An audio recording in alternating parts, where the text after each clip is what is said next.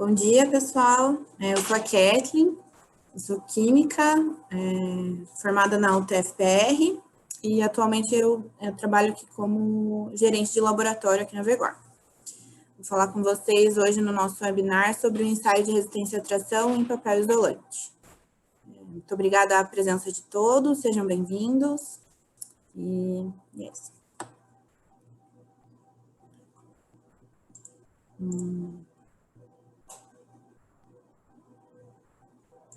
Ok.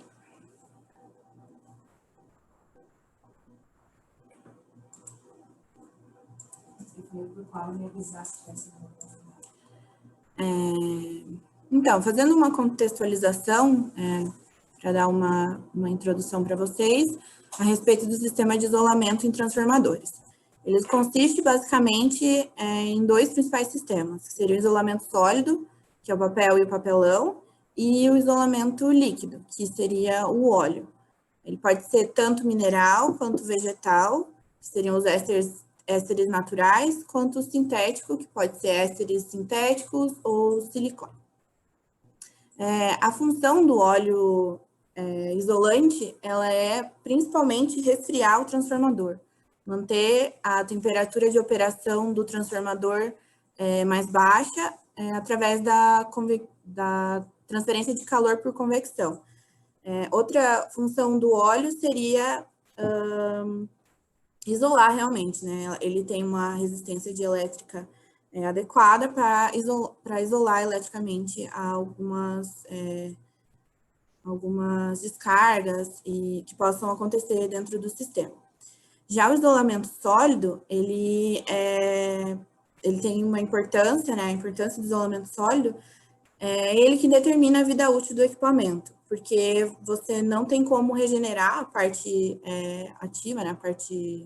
O isolamento sólido do transformador, não tem como regenerar, e para você trocar ele, você precisa desmontar o equipamento inteiro para trocar. O que não acontece no óleo. O óleo ele pode ser tratado, regenerado e trocado com mais facilidade do que o isolamento sólido. Então, é importante que você tenha um material de qualidade para você ter uma melhor vida útil, uma maior vida útil do seu equipamento.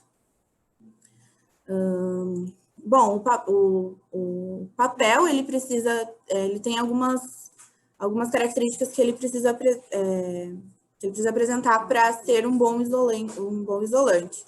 Ele tem que ter isolamento elétrico, então ele precisa cumprir a função dele de isolar uma bobina da outra, ele precisa ter essa característica, ele precisa ser permeável para permitir o isolamento térmico.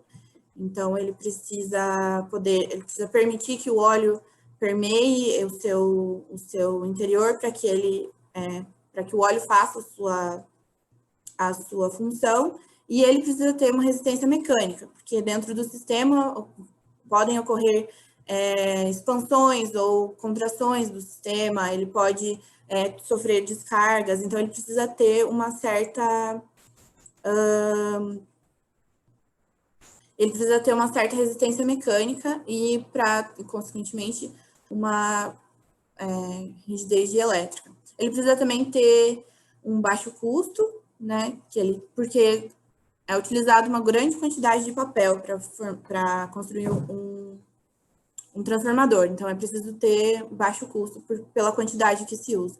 Devido a essas características, o papel craft é bastante utilizado, porque ele apresenta essas características. O papel craft, ele é à base de celulose, e ele também pode sofrer uma termoestabilização, que é chamado de papel craft termoestabilizado, ou TUC, que aí ele melhora as características térmicas do papel, através desse processo. Existem outros tipos de papel, como, por exemplo, o Nomex, que ele é um composto sintético feito de aramida, de um polímero, uma poliamida, e também o Nomex 910, que é uma combinação entre a celulose e a aramida. O Nomex ele é utilizado mais em transformadores de alta potência, em alta tensão. Ok. Bom, qual é a importância, então,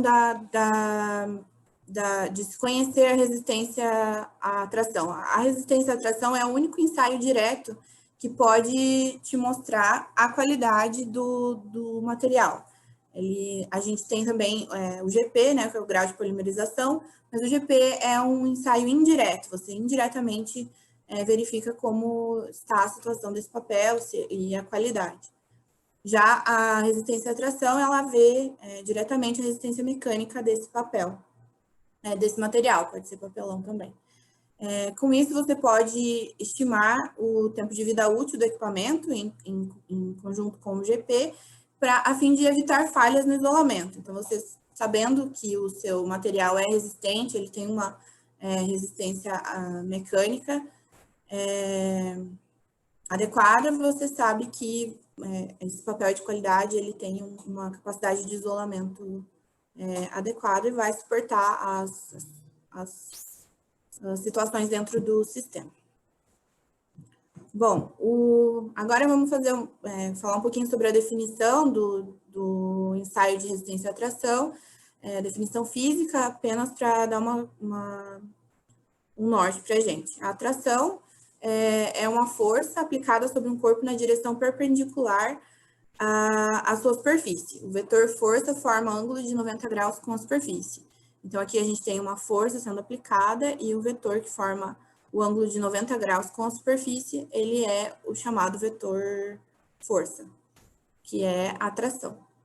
A tensão de tração é o esforço gerado pela força de tração, calculada pela força geradora de tensão, dividida pela área da seção transversal considerada. Expressa em Pascal, que é a unidade de pressão, força por área. A gente vê a tensão em cordas, cabos, correntes que estão sofrendo uma força peso, por exemplo, como no caso de um elevador ou no caso de um cabo de guerra. Essa é a tensão em termos físicos, né? Bom, o ensaio de resistência à tração, ou de ensaio de tensão, no caso, eles são ensaios normatizados. Eles consistem basicamente em você prender um corpo de prova entre duas garras e aí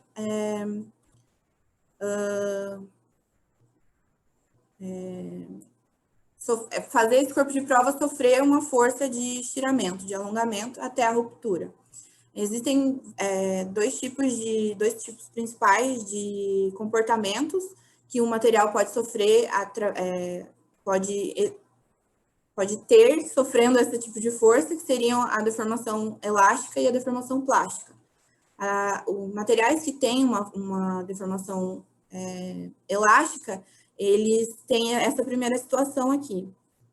Você tem uma força sendo exercida sobre eles, uma força de alongamento, de estiramento sendo exercida sobre ele, até certo ponto, se você cessar essa força, ele volta à sua forma original, à sua forma original. A partir de certo ponto, ele começa a sofrer uma deformação plástica, que é que quando ele já não volta mais, ele está deformado, essa deformação é permanente, até um ponto de ruptura, que aí ele rompe e o ensaio é terminado.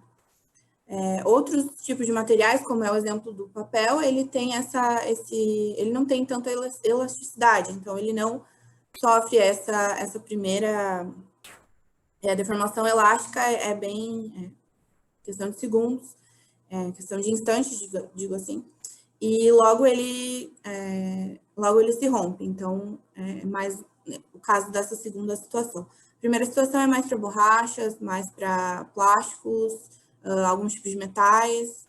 É isso. Bom, as normas que são utilizadas para papel e papelão, no caso no nosso caso, né, no caso do sistema de isolamento sólido, seriam a ABNT, NMN, ISO 19242, que é chamado de papel e cartão, determinação das propriedades de tração, método da velocidade constante de alongamento. Essa norma, ela determina bem, ela tem as dimensões do corpo de prova, a taxa de alongamento bem definidas. Então, ela não te deixa alterar essas características. Já a STM D82816, que é também uma norma de taxa de constante de alongamento, ela te dá também um tamanho de corpo de prova e uma taxa de alongamento, mas ela te deixa, caso você tenha um corpo de prova de tamanhos, dimensões diferentes, você pode ensaiar esse corpo de prova, desde que você reporte no relatório quais são as dimensões que você está utilizando. Em relação à taxa de alongamento também, ela te dá uma taxa de 25,4 milímetros por minuto de alongamento, mas ela pede que o tempo de ruptura seja entre 10 e 30 segundos. Então, se o tempo for menor ou maior, você pode alterar essa taxa a fim de manter esse tempo de ruptura nessa faixa. Então, essas são as principais diferenças entre as duas normas. A primeira da BNT, ela é mais rígida, ela não te dá tanta margem para adequar o ensaio, já a STM, ela te dá essa margem. Bom, aqui na VEGOR, a gente tem uma máquina universal de ensaios. Essa é a máquina em que são feitos os ensaios de tração, da marca Instron, do modelo EMIC 2320, e nós temos garras pneumáticas. Essas garras pneumáticas, elas são, elas são muito boas porque, além de você ter um ensaio mais rápido, você também elimina o erro do operador em questão de força. Cada operador, ele vai, numa garra que seria manual, cada operador, ele vai ter uma força para apertar, para prender esse corpo de prova entre as garras, e isso faz com que você tenha uma menor precisão. E as garras pneumáticas, elas eliminam isso, porque não tem essa questão, elas operam de forma pneumática, então você não teria esse erro do operador. Aqui tem um exemplo de um corpo de prova já ensaiado, em que se observa a ruptura. A ruptura é interessante que ela seja sempre na metade do corpo de prova possível. Se ela ficar muito próxima às garras, ela tem que ser descartada.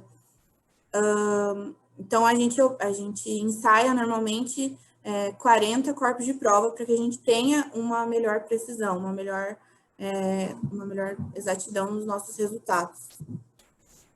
Aqui é só um exemplo do nosso software, do software que a gente usa para o ensaio. Ele te permite setar todas as configurações, o tamanho do corpo de prova, a taxa de alongamento, a distância entre as garras, para que você já tenha, sempre que você for iniciar um novo corpo de prova, ele volta automaticamente para a distância correta, e principalmente ele deixa você setar a espessura, que ela é importante, porque os cálculos são feitos com base na área transversal da amostra, então você precisa saber a espessura para que ele possa calcular a área.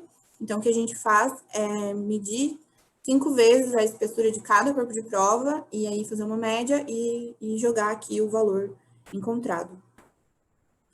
Bom, aqui a gente tem 2 exemplos de materiais, né? 2 exemplos de papel isolante.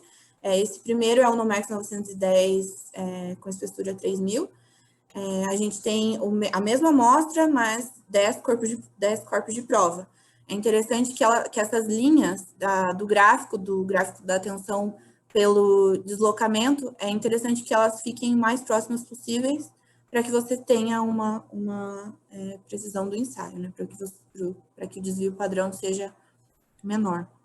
Aqui também o TUC também é outra amostra, daí agora de TUC, né, de termostabilizado.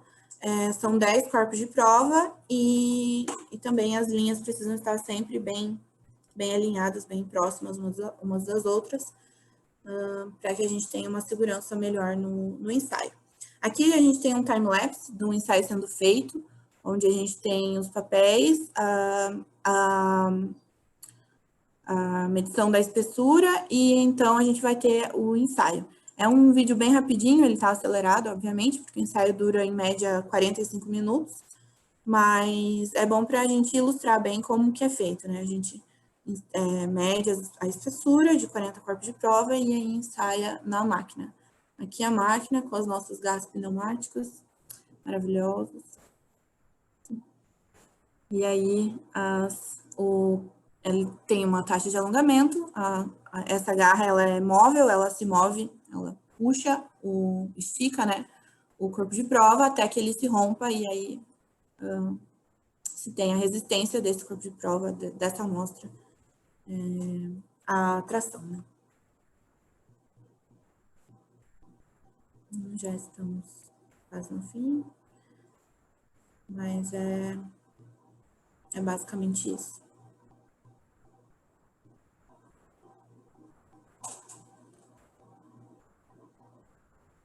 E aí, terminou.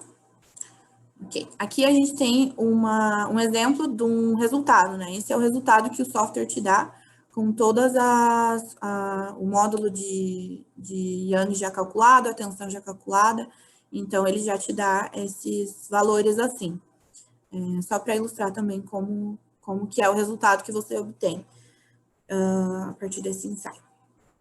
Ok. Agora, as vantagens e desvantagens do ensaio.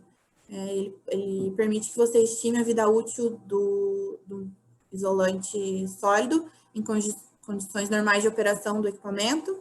É um ensaio de fácil execução, é bem simples de executar, e principalmente é um bom parâmetro em pesquisa sobre novos materiais isolantes e envelhecimento acelerado. Aqui na Vegora a gente faz bastante ensaios de envelhecimento acelerado, bastante projetos de pesquisa que isso envolve isso, né?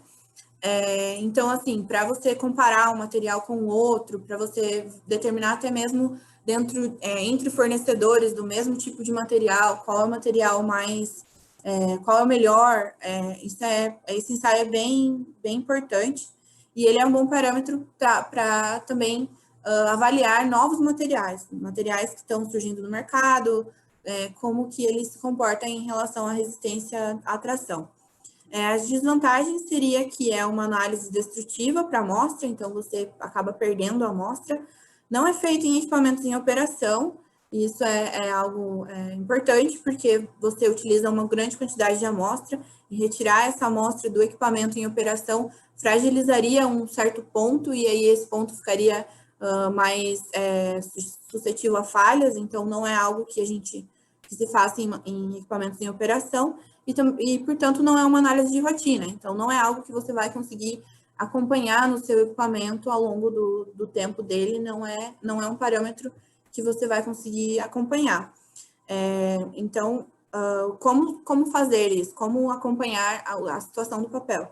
A gente vai ter uma palestra aqui a respeito do ensaio de furanos, que é um ensaio que pode, então, te dar se você acompanhar ele ao longo do tempo, ele pode te dar uma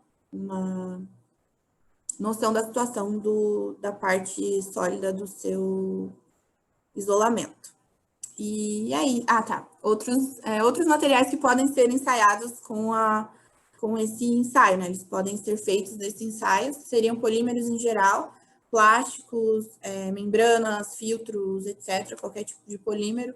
Tecido é um material que é bastante feito, principalmente tecidos de carros, eles são ensaiados para saber qual é, em relação à resistência à tração, eles são bastante feitos, metais também, embalagens, borrachas e lacres. Por exemplo, um lacre, você tem que, você precisa construir um lacre, produzir um lacre que seja fácil de abrir, que a pessoa consiga abrir sozinha, com a força, com a sua própria força, mas que ele não vá perder o tempo de vida na prateleira, porque o lacre é muito fraco. Então, esse é um ensaio que pode te dar essa noção, né?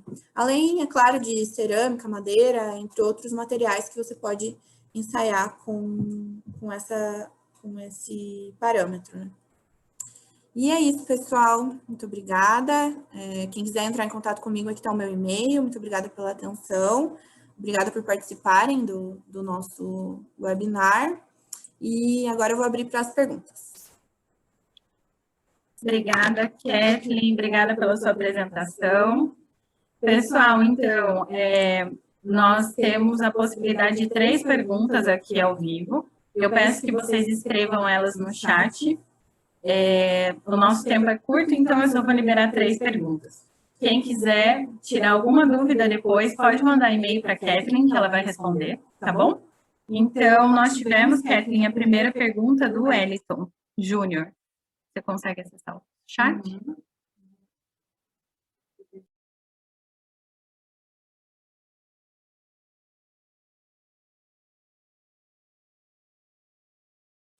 O Wellington está perguntando se existe alguma pesquisa em relação à análise de incertezas de medição na realização do ensaio de tração pela VEGOR. Existe algum valor de incerteza que pode ser utilizado junto aos resultados do ensaio? A gente faz o desvio padrão. A cada amostra, a gente faz o desvio padrão para saber como está a nossa incerteza do ensaio. E são 40 corpos de prova, então a norma ela pede que pelo menos 10 estejam nas condições em que ela determina, né? E a gente faz 40 para ter esse número um pouco mais, essa incerteza um pouco menor. Pouco não, bastante menor. Normalmente o desvio padrão é alto, sim, desse ensaio, mas assim, com bastante corpos de prova, esse resultado fica menor, fica baixo. Respondi essa pergunta? Mais alguém?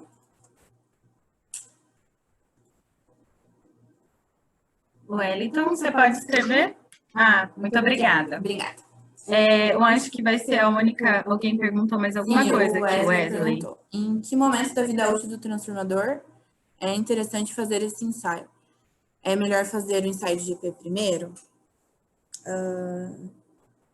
Então, esse ensaio ele é feito... É melhor fazer o ensaio de GP primeiro, sim. É mais interessante. E também acompanhar em relação aos furanos, né? Ao ensaio de furanos é mais... Porque aí você consegue fazer através do óleo, saber a situação do papel. Já não dá para desmontar o transformador para fazer esse ensaio, teria que parar ele e desmontar. Então, é por isso que a pesquisa é muito importante antes de você fazer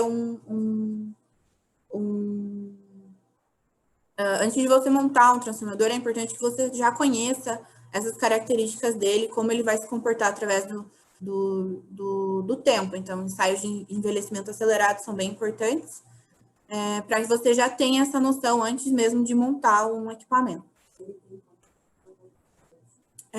Se tem corpos de prova, pode fazer os dois ensaios. Tá. É isso. Respondi essa pergunta. Mais alguma questão? Wesley? Ok. Obrigada. Mais alguém tem alguma pergunta? Senão, nós já podemos passar para o próximo. Muito obrigada, Kathleen. Obrigada, pessoal. Obrigada pela atenção. Pessoal, mais alguma pergunta, podem enviar por e-mail, tá bom? A Kathleen vai responder vocês. Tudo bem? Agora eu vou passar, então, a palavra para a nossa próxima palestrante. A nossa próxima palestrante é a Luana. Ela é analista aqui do Laboratório de Isolantes, de Materiais e Óleos Isolantes. E ela vai falar um pouco para vocês sobre análise de compostos furânicos em óleos isolantes. Tá bom, pessoal? Com a palavra, então, Luana, muito obrigada mais uma vez pela sua apresentação e fica à vontade. Bom dia a todos, vou aqui compartilhar minha tela.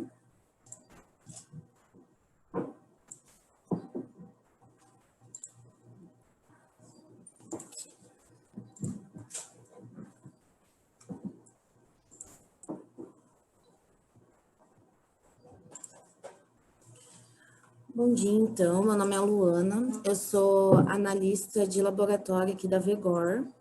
Eu sou formada em Química, também pela UTFPR, e hoje eu vou falar sobre análise de compostos furânicos em óleo isolante.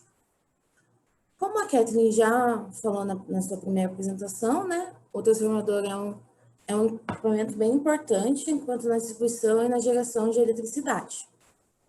Então, ele existe dois principais sistemas de isolamento, como ela disse, que é o líquido isolante e a parte sólida. Eu vou também falar um pouquinho, bem rapidamente, sobre os papéis que existem. O primeiro é o papel craft, depois o termoestabilizado, que chamamos de TUC, o Nomex e o Nomex 910. O papel craft é o mais comumente utilizado nos transformadores e ele é constituído por um polímero natural, né, e formado por longas cadeias de anéis de glucose, conectadas umas às outras por ligações glicosídicas. Já o TUC, ele também tem base de celulose, mas ele é modificado para reduzir a velocidade de degradação devido à ação da temperatura. Já o Nomex é um polímero sintético, é de poliamida aromático, que geralmente o pessoal chama de aramida. E ele é mais estável termicamente e ele é utilizado em equipamentos que operam em elevadas temperaturas. Já o Nomex 910, né, ele é um polímero semissintético, ele é enriquecido com a aramida e com o papel termicamente melhorado que é o TUC. Então, ele é composto por 3 camadas dessa polpa de celulose e a aramida, e juntas essas 3 camadas formam o papel. Aqui está a foto deles, né, do papel craft, do TUC, do Nomex e do Nomex 910. Aí, falando um pouco sobre a degradação do papel,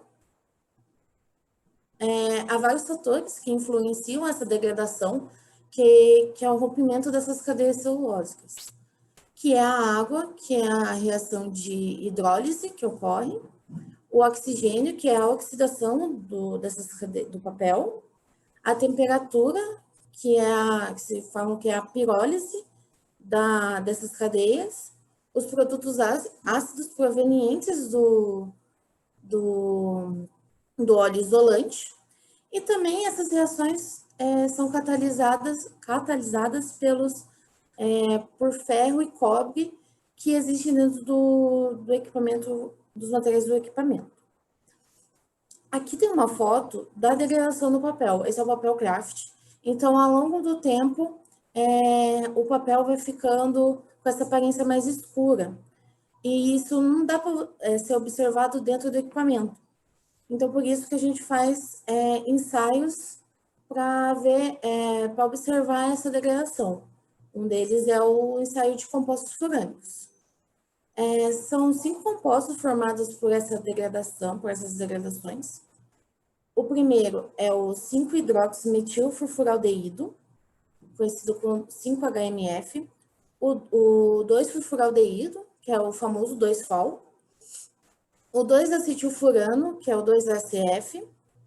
O 5-metil-2-furfuraldeído, que é o 5-MEF. E o álcool furfuríco, que é conhecido como o 2-FAL. O 2-FAL desses 5 é o mais importante, porque ele é o que se forma em maior quantidade.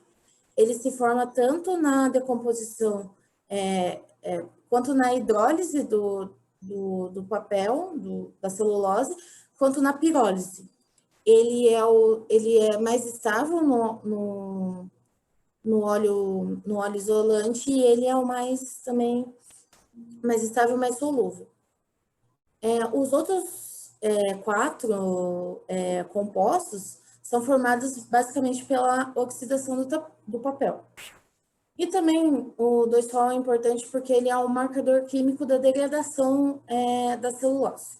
Eu vou falar isso mais pra frente, porque ele é tão importante.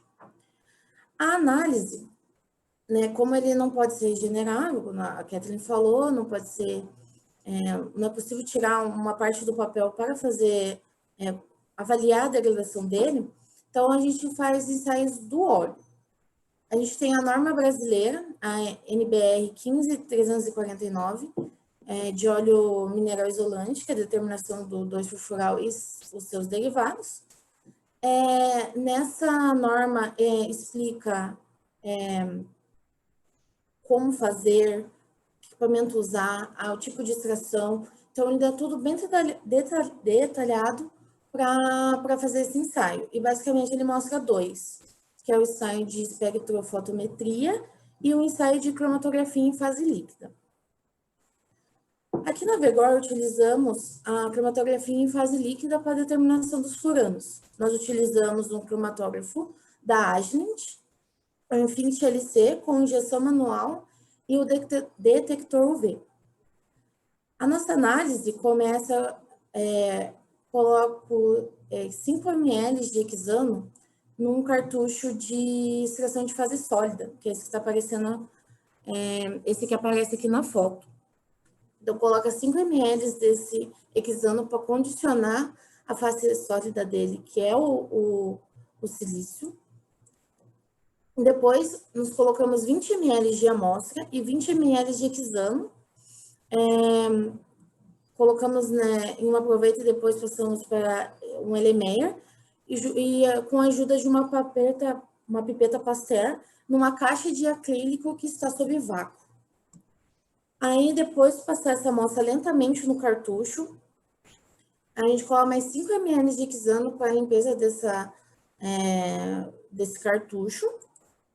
Aqui é uma foto da onde a gente faz essa extração. Aí, depois de fazer essa extração e deixar secar por um minutinho sobre um vácuo mais intenso, a extração é feita com 4 ml de acetonitrila, também lentamente.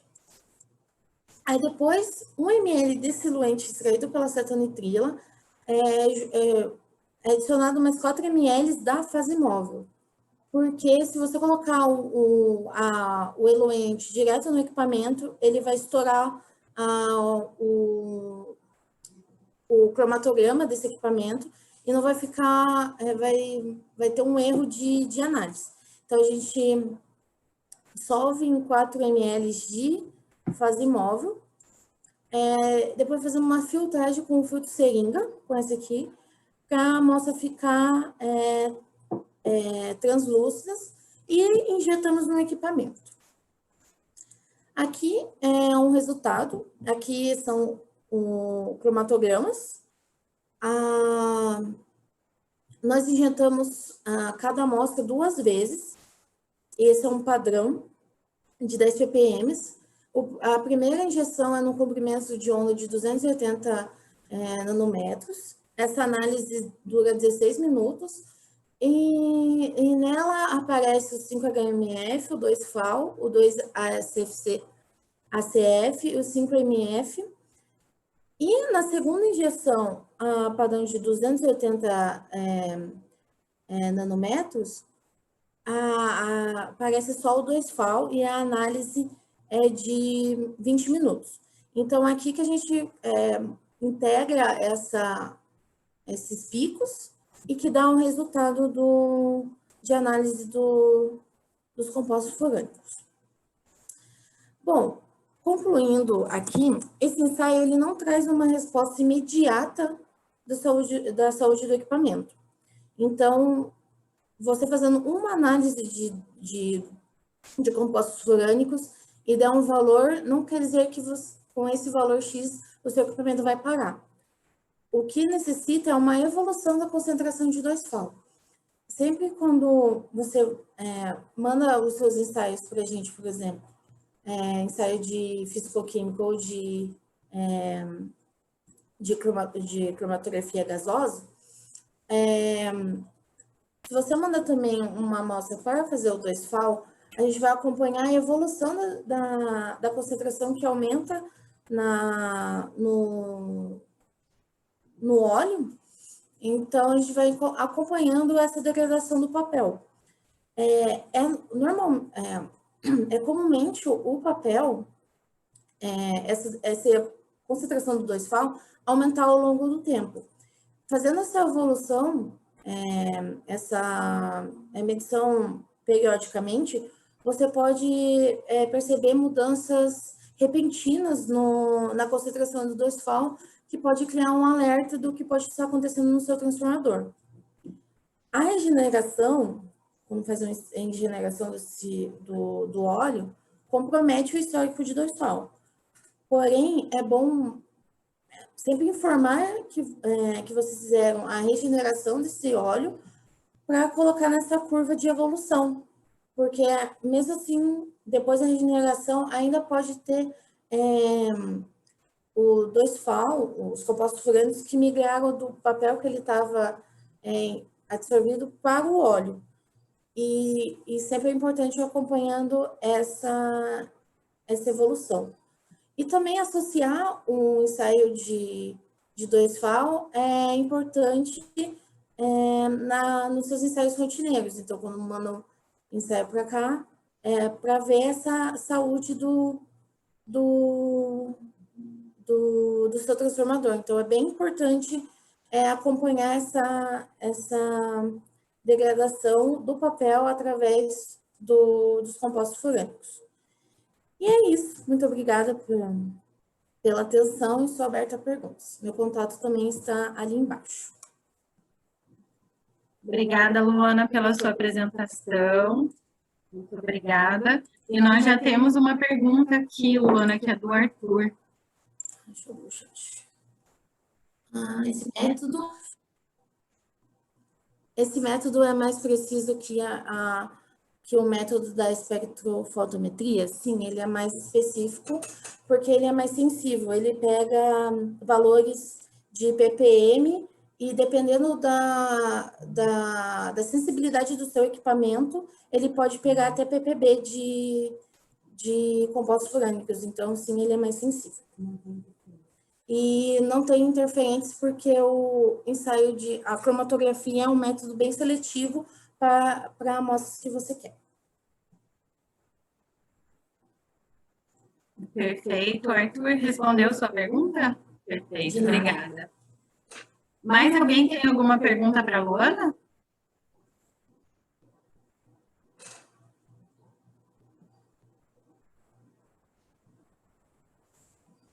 Vou esperar um pouquinho.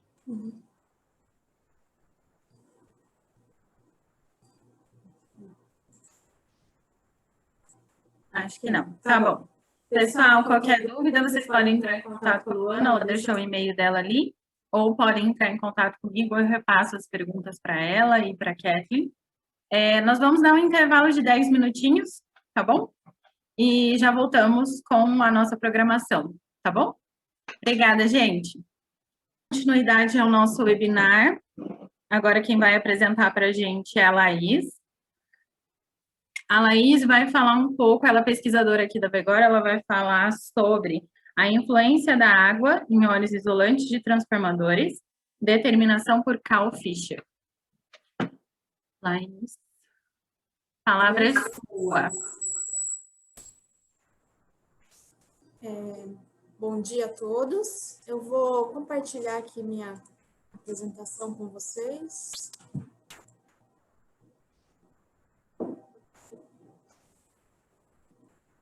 Dá para ver?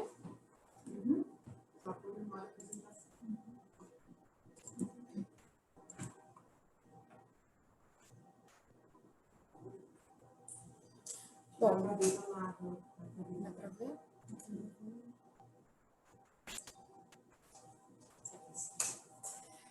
Então, bom dia a todos. Gostaria de novamente agradecer a participação de todos no nosso webinar. Meu nome é Laís Fastridil, eu sou mestre e doutora em Química pela UFPR. Atualmente eu sou pesquisadora na Vegor Tecnologia Aplicada e hoje eu vou falar para vocês um pouco sobre a influência da água em óleos isolantes de transformadores e a sua determinação por Carl Fischer. A expectativa de vida útil de um transformador, atualmente, ela é de 20 a 30 anos, isso quando o transformador operando em condições normais. Porém, existem alguns fatores que agem reduzindo essa vida útil. Desculpa. Existem alguns fatores, então, que agem reduzindo a vida útil. Dentre estes, destacam-se a temperatura, o oxigênio e a umidade, que aqui nesse seminário eu vou dar destaque e falar um pouco mais para vocês. Como já citado nos seminários anteriores, o isolamento do transformador ele é constituído principalmente por óleo e por um isolamento sólido, que geralmente é o papel isolante, e, portanto, deve ser controlado o teor de água em todo o sistema isolante de um transformador, tanto no óleo quanto no papel isolante. Falando, então, ainda sobre a vida útil de transformadores, quando o teor de umidade do papel isolante cresce 10 vezes, por exemplo, passando de 0,3% para 3%, a taxa de envelhecimento desse material, ela tende a aumentar até 30 vezes. Isso no caso de um material imerso em óleo mineral isolante. Portanto, então, é importante a medida do teor de água no óleo também para prever o teor de água no papel isolante. Mas de onde vem essa água dentro do transformador?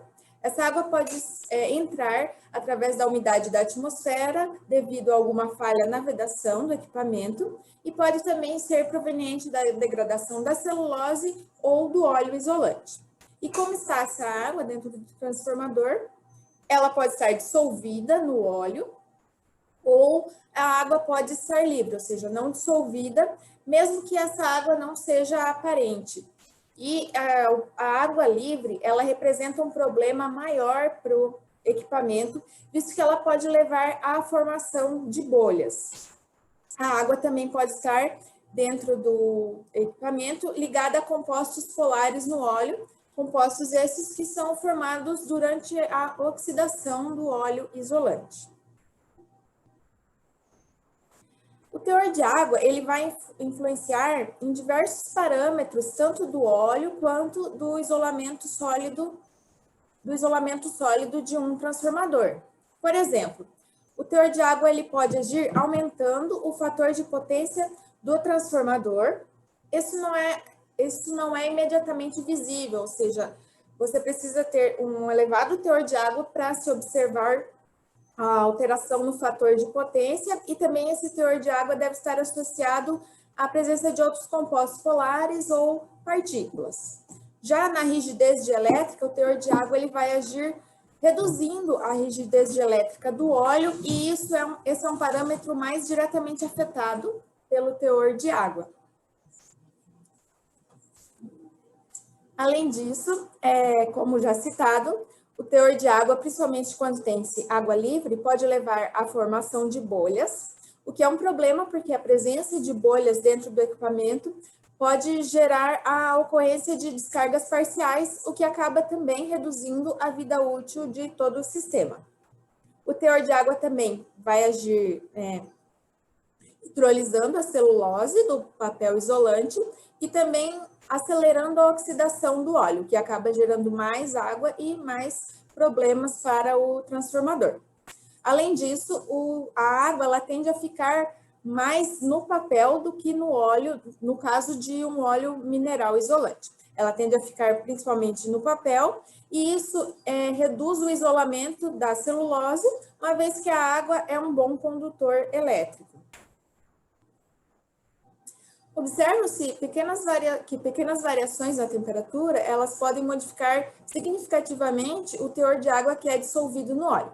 Como mostrado aqui no gráfico, pequenos aumentos da temperatura do óleo durante a operação fazem com que o teor de água de saturação no óleo cresça também. Outro fator que interfere é a qualidade desse óleo.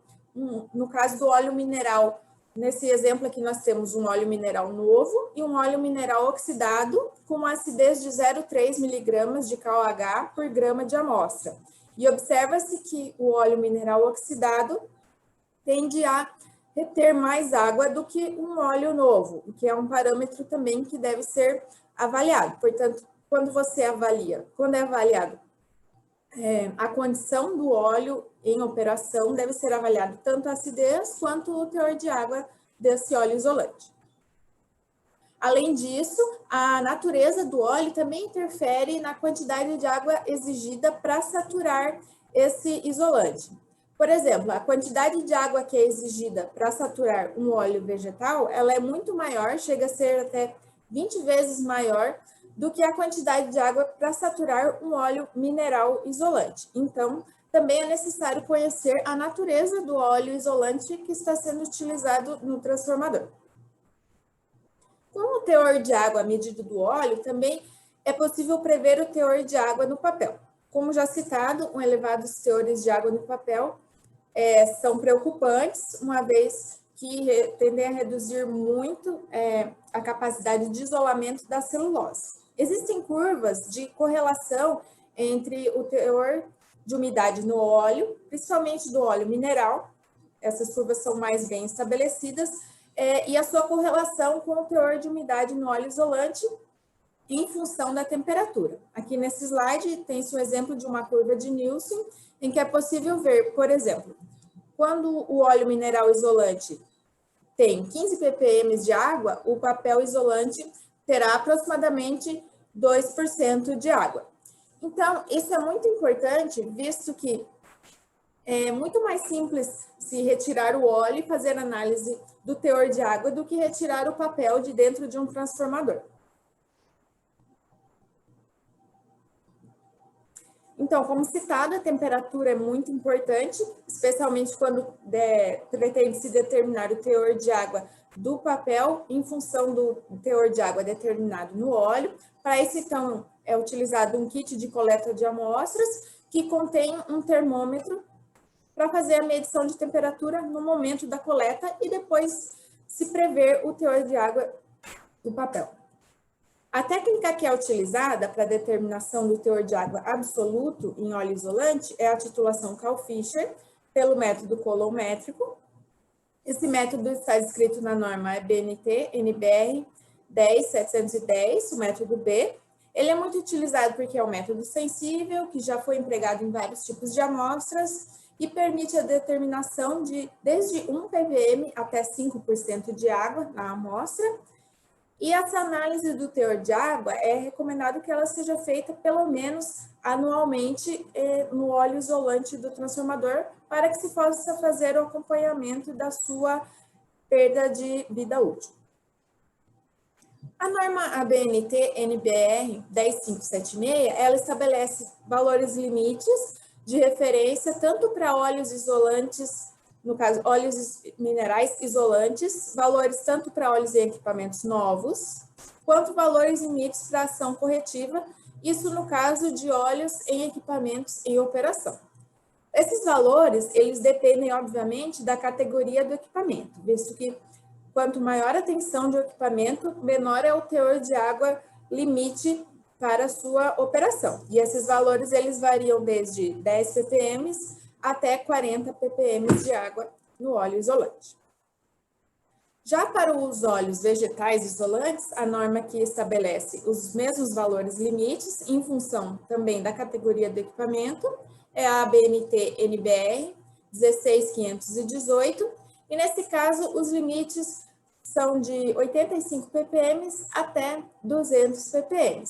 Isso porque, como mostrado anteriormente, o teor de água exigido para saturar um óleo vegetal, ele é muito maior do que o teor de água exigido para saturar o óleo mineral. Portanto, os limites são significativamente diferentes quando se muda a natureza do óleo isolante. O método empregado, então, como falado, para determinação do teor de água é o método de Kalb-Fischer. Existem principalmente dois métodos de Kalb-Fischer, que são o colorimétrico e o volumétrico. No caso da análise de óleos isolantes, é recomendado o uso do método colorimétrico. Por quê? Porque nesse caso tem-se a detecção de baixos teores de água, de 1 ppm até 5%, e no caso do volumétrico, ele é mais recomendado para elevados teores de água, como 100 ppm e 100%. Outra diferença entre os dois métodos é que no método colorimétrico, o titulante ele vai ser gerado no interior da célula eletroquímica, e no método volumétrico, o titulante é inserido dentro do frasco onde ocorre a reação, a partir do exterior da célula por uma bureta automática. Outra diferença também é que os resultados para o método colométrico são baseados em número de elétrons e para o método volumétrico os resultados são baseados em volume. Então, isso também explica porque o método colométrico é mais sensível e também mais preciso do que o método volumétrico.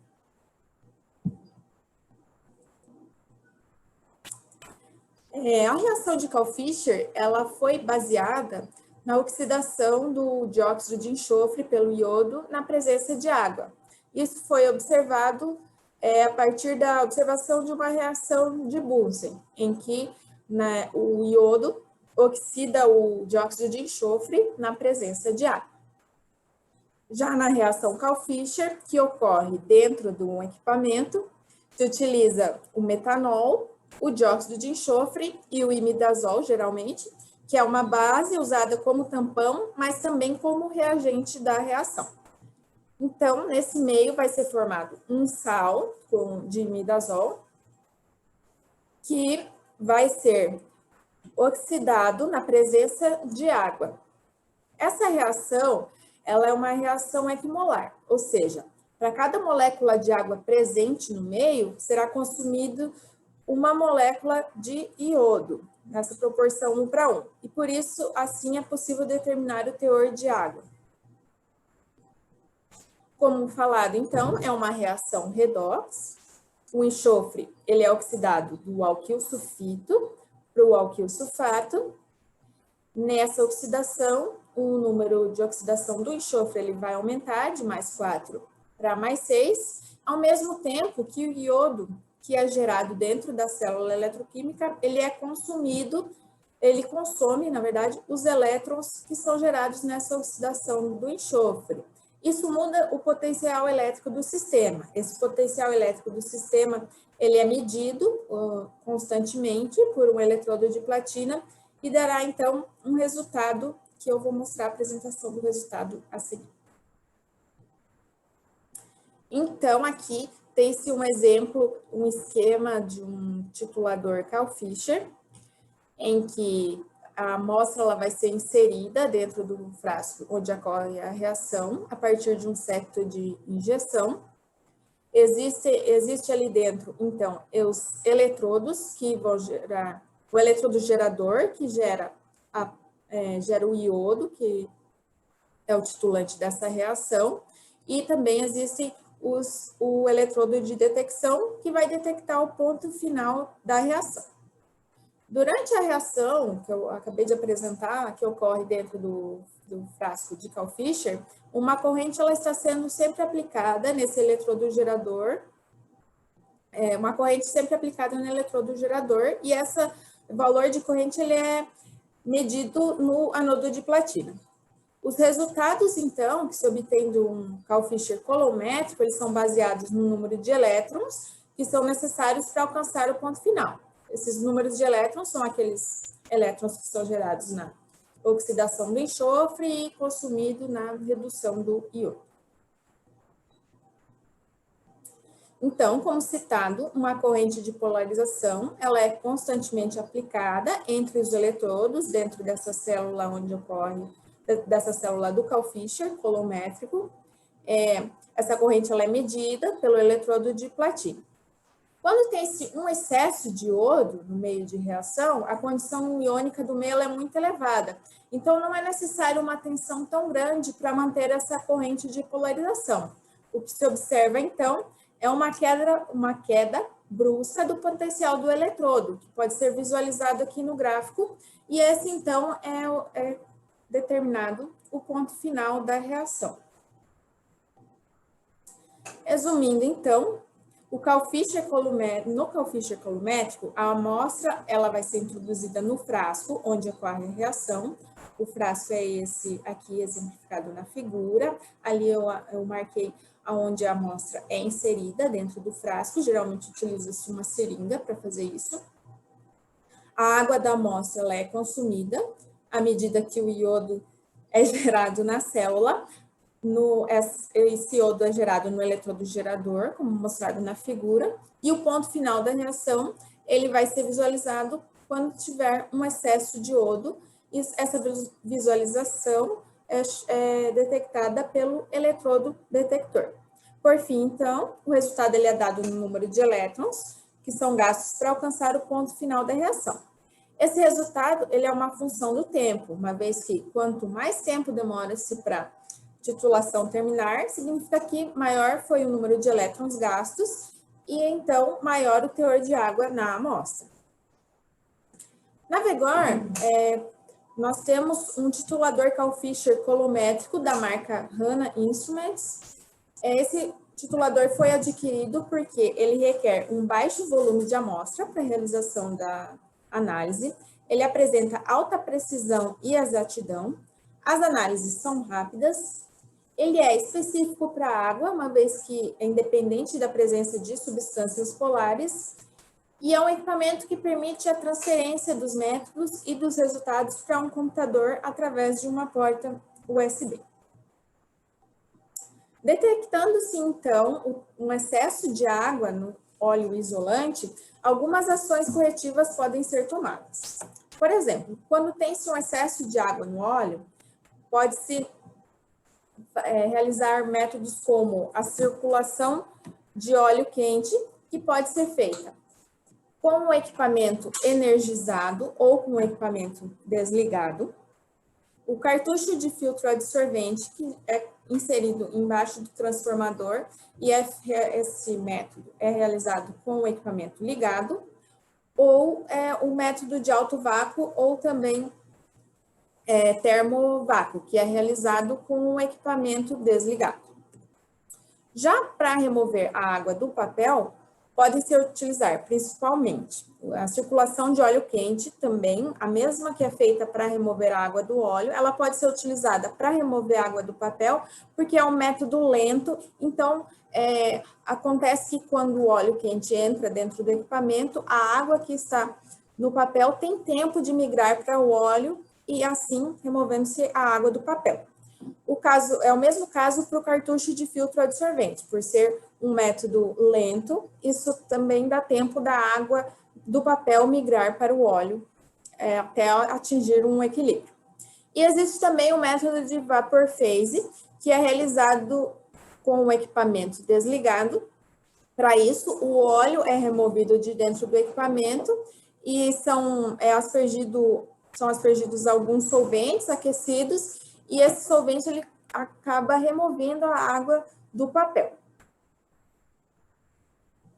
Além disso, a água pode estar dentro do transformador, dentro do óleo, a partir da entrada de água da atmosfera. E para corrigir esse problema, é necessário correção nas vedações do equipamento para eliminação de vazamentos. A VEGOR tem um papel muito importante no sentido de monitorar a qualidade do óleo desolante em serviço e também o que permite minimizar os gastos com manutenção e também reduzir falhas. Então, o que acontece? Realizando os ensaios que são feitos na VEGOR, tem-se uma detecção precoce de possíveis problemas que podem gerar possíveis falhas. Com isso, identifica-se as condições do transformador e pode-se escolher por tomar uma ação preventiva ou corretiva. Com isso, tem-se economia e também um menor risco de falhas nos transformadores. Obrigada a todos, deixo aqui também os meus contatos e estou aberta para questionamentos. Obrigada, Laís, pela sua apresentação mais uma vez. E já temos uma pergunta aqui do Arthur. Você pode ler para a gente, Laís?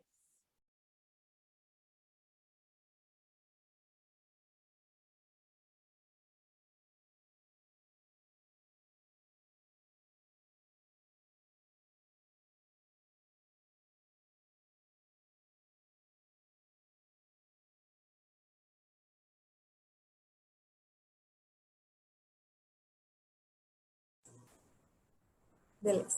O Arthur... Posso falar? O Arthur, ele está dizendo que já recebeu amostra de óleo mineral com água não dissolvida e era visível a separação das fases. Essa presença de água não dissolvida pode afetar o funcionamento do transformador, visto que essa água fica na parte de baixo do equipamento devido à densidade? Bom, essa água, ela pode afetar, sim, o funcionamento do transformador, principalmente pelo fator que eu falei da formação de bolhas, que... Isso, tá, só um pouquinho. Então, pode ocorrer a formação de bolhas no meio, que acaba reduzindo a rigidez dielétrica do meio e diminuindo a capacidade isolante do fluido. E também outro problema é que, se você já está visualizando água separada do óleo, significa que o óleo já está saturado, então já tem muita água no óleo dissolvida, e isso também pode ser um problema sério, pode levar a risco de diversas falhas no transformador.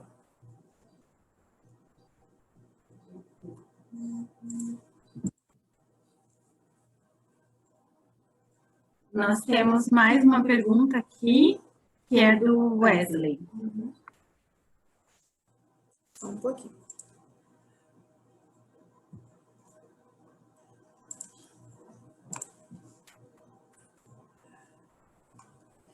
Wesley aqui está dizendo que quando se abre a tampa de um tanque de transformador para se fazer algum reparo de um dia, é comum fazerem a medição de URSI depois.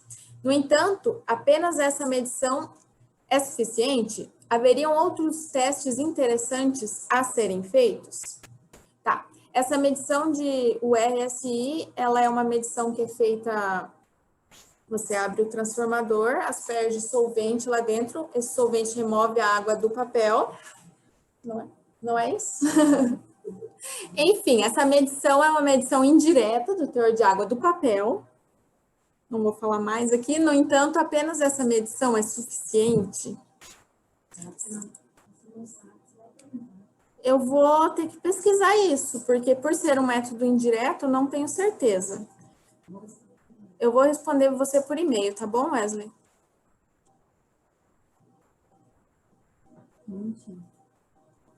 Wesley, por favor, você pode mandar um e-mail para a Laís? Eu vou deixar o e-mail dela aqui no chat com essa pergunta e ela te responde. Tudo bem? Muito obrigada pela sua pergunta, pelas interações. Mais alguém tem alguma pergunta para a Laís? Temos mais alguns minutinhos aí, se ninguém se pronunciar, eu vou passar para Camila, que é a nossa próxima palestrante.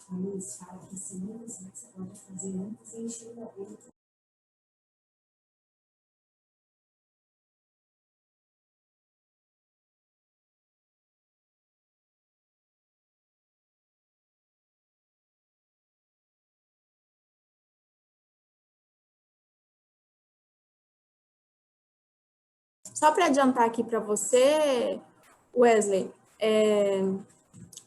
esse método de URSI é o único que você pode fazer nessas condições, de abrir o transformador para fazer esse reparo. Antes de você encher o transformador novamente com óleo. Mas eu vou te dar mais informações respondendo sua dúvida por e-mail. O Arthur tem mais uma dúvida? Pode falar.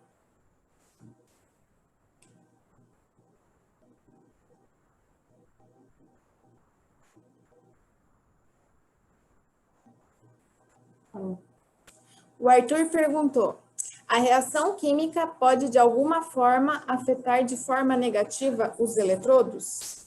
Danificar ou algo do tipo? Arthur, a reação química acontecendo, digamos, sem nenhum interferente, ela não vai danificar os eletrodos. Obviamente que com o tempo de uso, o equipamento ele vai perdendo, digamos, como qualquer equipamento, ele tem uma vida útil, né?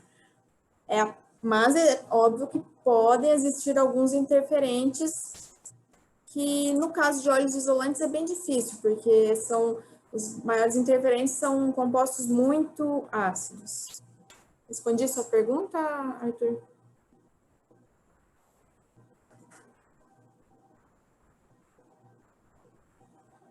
Sim, tá bom. Tá bom.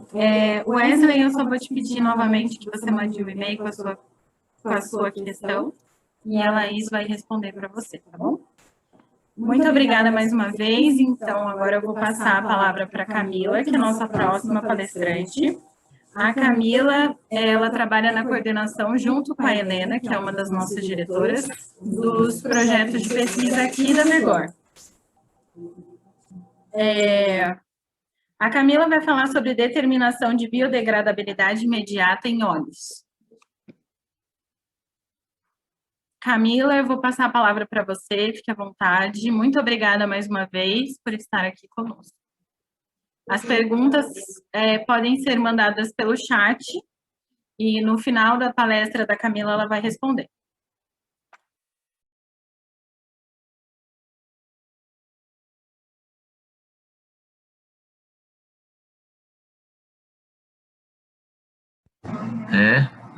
Depende 100% dele.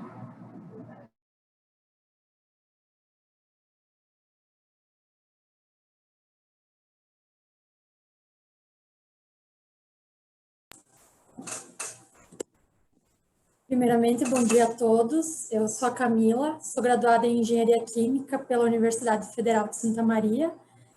Eu atuo aqui na VEGOR como auxiliar de coordenação de projetos de pesquisa e desenvolvimento. E eu vou falar para vocês um pouco sobre a determinação de biodegradabilidade imediata em óleos isolantes.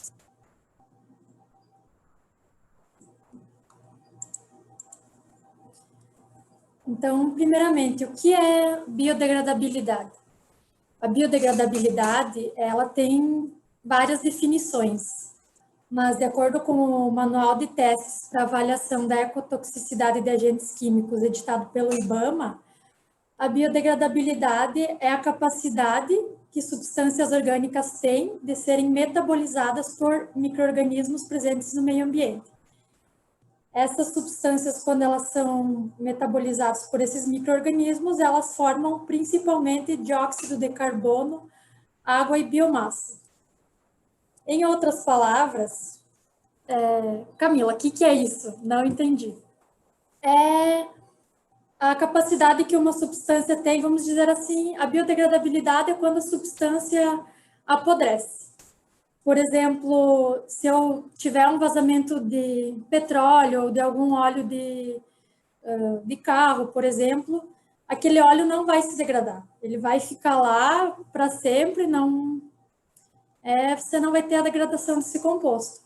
Agora, se eu jogar um composto, sei lá, um alface, uma folha, ou um composto que tem a capacidade de ser degradado por micro-organismos, ele vai apodrecer e isso vai sumir.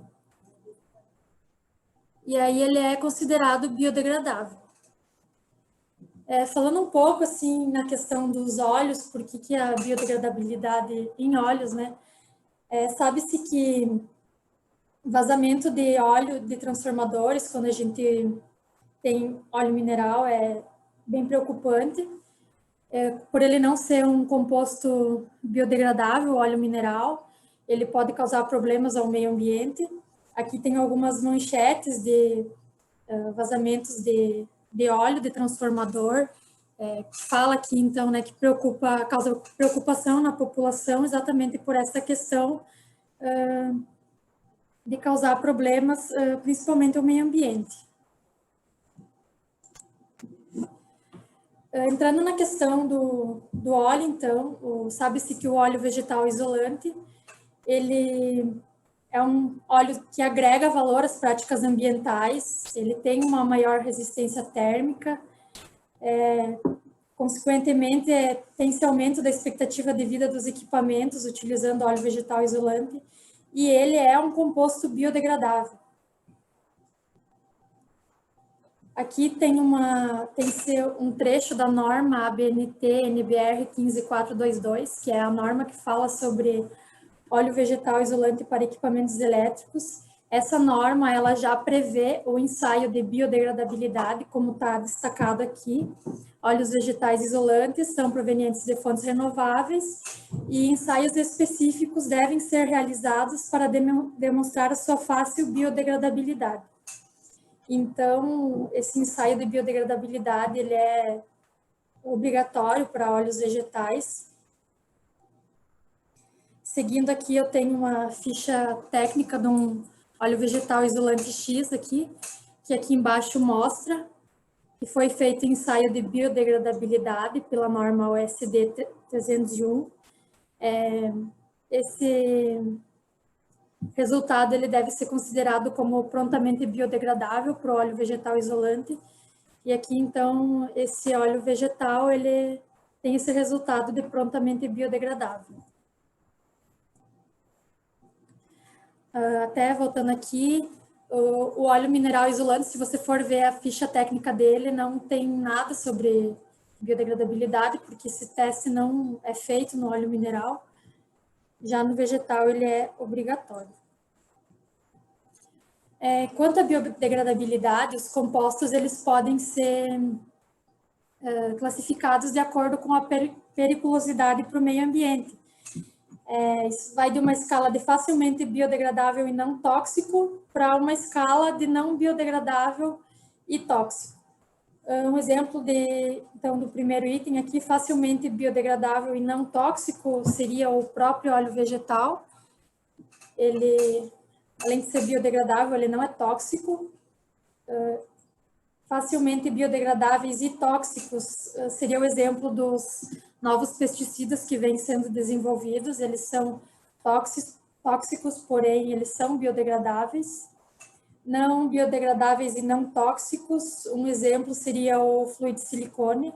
Ele não é biodegradável, mas ele também não é tóxico. E não biodegradáveis e tóxicos seriam um exemplo pesticidas utilizados mais no passado, que agora estão então, em desenvolvimento, esses novos que já são biodegradáveis. O que seria o teste de biodegradabilidade em laboratório? Em laboratório, a gente mede a chamada biodegradabilidade imediata. Essa biodegradabilidade imediata é a quantidade de um produto que pode ser convertida naturalmente durante um período de teste de 28 dias. Isso é quanto do produto pode ser consumido pelos micro-organismos durante esse intervalo de tempo. No teste de biodegradabilidade imediata, um indicativo de prontamente biodegradável, você tem que ter a conversão de 60% a 80% da massa de substância base.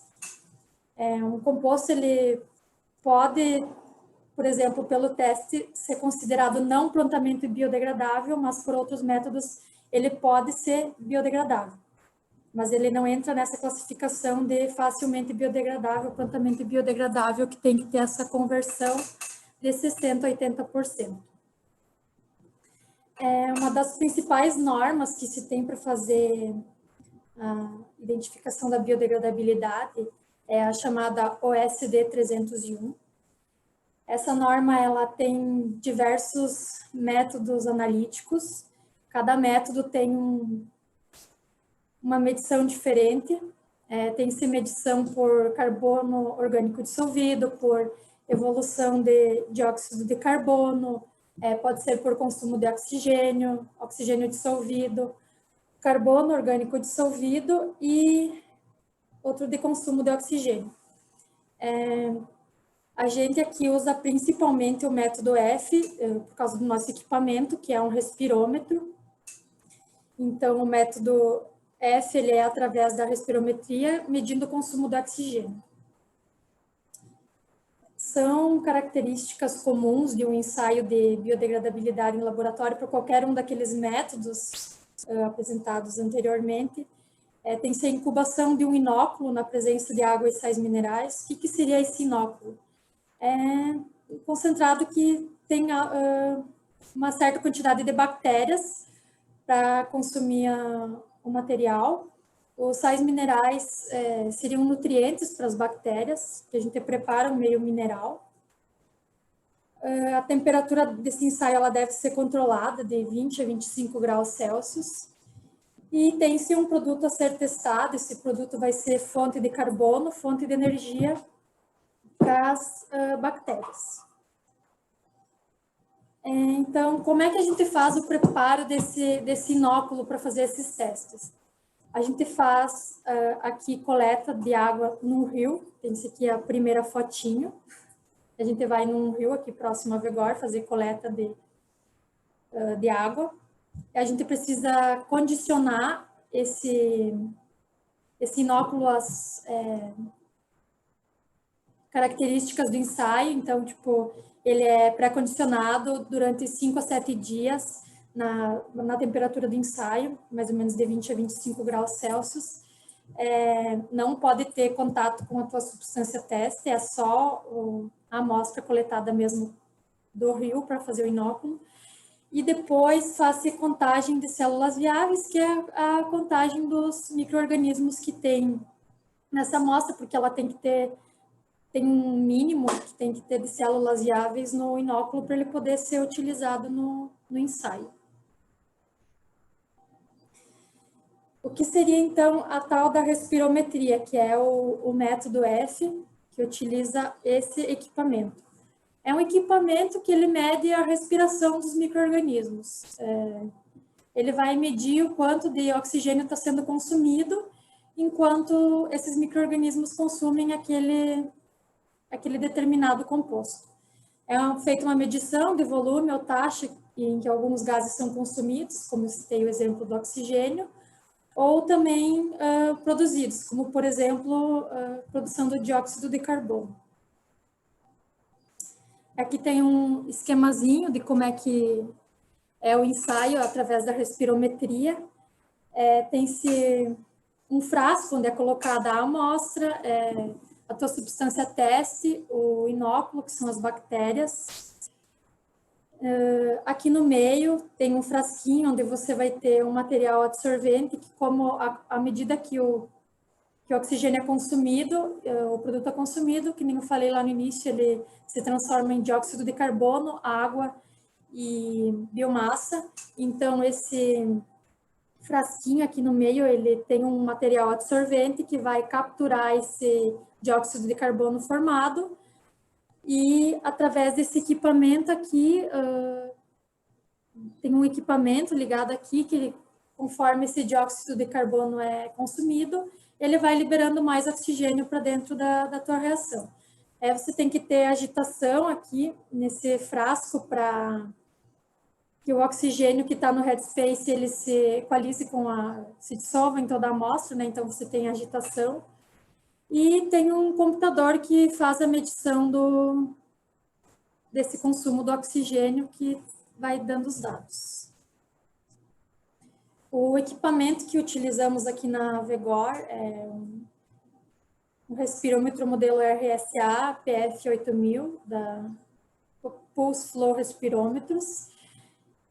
Esse equipamento ele tem modos de operação tanto aeróbio quanto anaeróbio. A aquisição de dados dele é através do consumo de oxigênio. Existem equipamentos que medem a formação do dióxido de carbono, mas esse aqui mede consumo de oxigênio.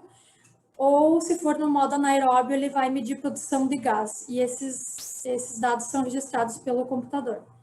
Então, essa figurinha aqui, a primeira,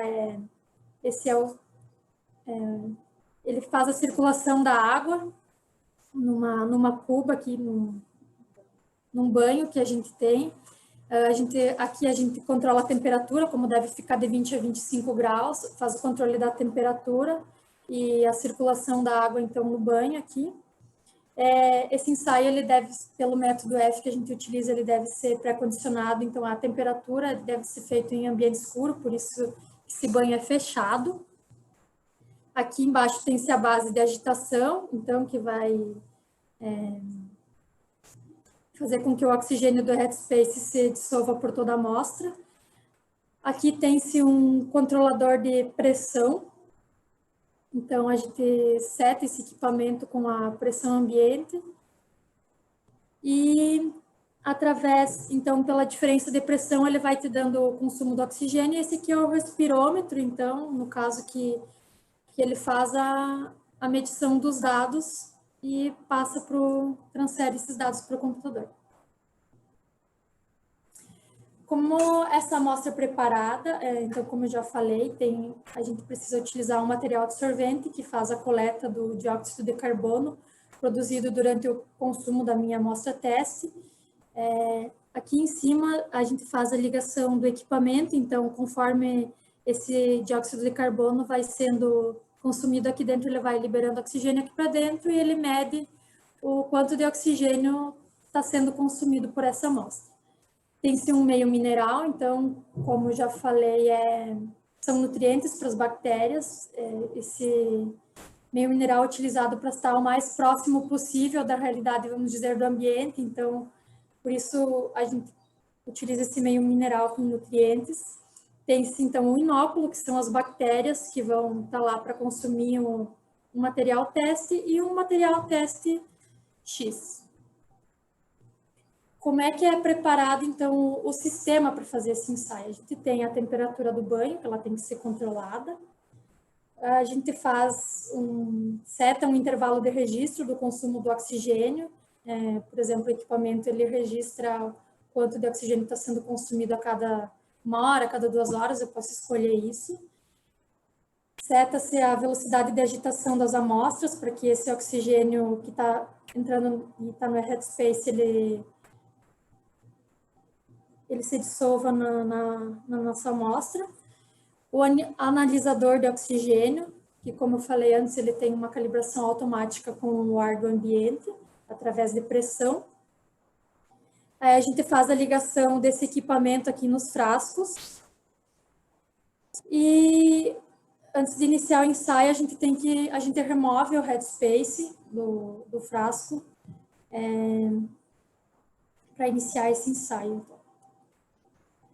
Para acompanhar os resultados, a gente utiliza um padrão biodegradável, que é um chamado item de referência. Esse padrão biodegradável é um composto que vai ser degradado com aquele teu inóculo. Tem-se um branco, onde tem só o inóculo, o meio mineral. E eles são realizados em paralelo com as nossas amostras para verificar os procedimentos. Então, a gente faz o acompanhamento dos resultados através do gráfico e de uma tabela de consumo de oxigênio que são gerados pelo equipamento e vão sendo mostrados no computador. E ele também dá a taxa do consumo de oxigênio ao longo do tempo. Como é calculada, então, essa porcentagem de biodegradação? Ela é calculada, como eu estou utilizando um equipamento que mede o consumo de oxigênio, através da demanda bioquímica de oxigênio específica, a gente calcula ela pelo oxigênio consumido na amostra, menos o oxigênio consumido lá no meu branco, dividido pela concentração inicial da minha amostra. Essa vai ser a minha DBO específica, e através dessa DBO específica, dividida pela demanda teórica do oxigênio, eu vou ter a minha porcentagem de biodegradação. Essa demanda teórica de oxigênio, ela é calculada com referência no item de referência lá, que a gente utiliza em paralelo às amostras. E em relação à concentração inicial também de cada amostra teste. Como é que esse teste ele é validado? O consumo de oxigênio na minha amostra no branco, que vai ter só o inóculo e o meio mineral, ela deve ser menor que 60 miligramas de oxigênio por litro no dia 28, que, como eu falei lá no início, são 28 dias, esse ensaio demora 28 dias, então não pode ultrapassar esse valor para o teste ser validado. O meu item de referência, ele deve atingir mais que 60% de degradação até o dia 14. Então, como eu falei, esse item de referência é um composto que ele é facilmente degradado. Então, ele deve atingir mais que 60%, senão eu devo repetir esse ensaio. Estou utilizando um outro item de referência. como é que esses resultados são representados? Aqui eu tenho diferentes tipos de representação. Aqui tem até um gráfico de representação de medida de dióxido de carbono. Então, aqui mostra a porcentagem de consumo, de produção de dióxido de carbono ao longo do tempo, de uma amostra X. E aqui tem-se um outro gráfico, que é já a porcentagem de biodegradabilidade. Então, tanto através da produção do dióxido de carbono, ou quanto do consumo de oxigênio, você gera essa porcentagem de biodegradação. Isso aí. Como eu falei até lá no início, aqui olhando esse padrão, no dia 14 ele tem que ter mais de 60% de biodegradação, acho que é aqui, isso. Então aqui ó, tem-se no dia 14 mais 60%, essa amostra teste, então esse teste é validado e continua-se esse teste. Só falando assim um pouco mais, esse teste ele é um teste bem demorado, porque além dos 28 dias, a gente precisa fazer o preparo desse inóculo, tem que pré-condicionar esse inóculo, depois montar o experimento. Então, ele realmente é um teste bem demorado. Na Vegor, a gente utiliza esse método, então, para determinar a biodegradabilidade imediata de óleos e transformadores.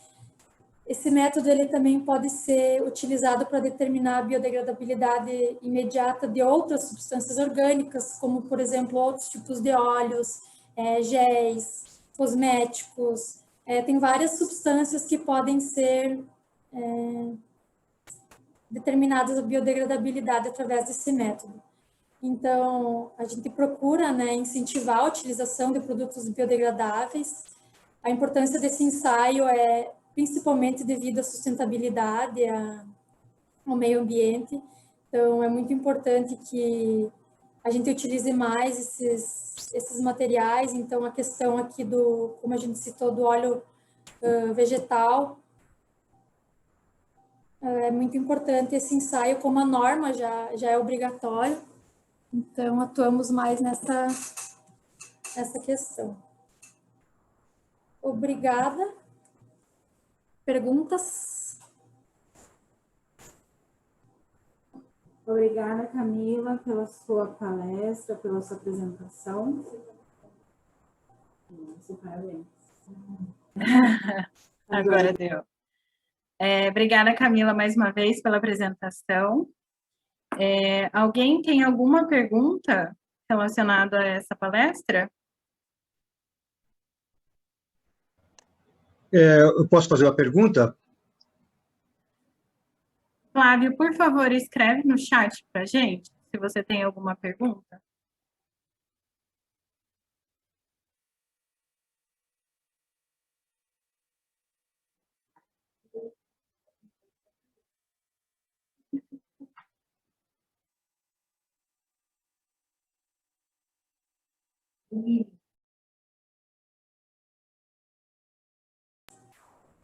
Então, o Flávio mandou aqui, o tempo de ensaio é 28 dias. O ensaio no equipamento, ele fica 28 dias, sim, mas o prazo que a gente tem para esse ensaio é maior, porque, como eu falei, a gente tem que pré-condicionar, fazer coleta desse inóculo, tem que pré-condicionar ele, tem que montar o ensaio. Então, a gente considera, assim, o prazo para esse ensaio, realização desse ensaio, 2 meses. Em questão até de ter algum imprevisto, né? 2 meses, então. Ok. Respondido, Flávio. Mais alguém tem alguma pergunta, algum questionamento?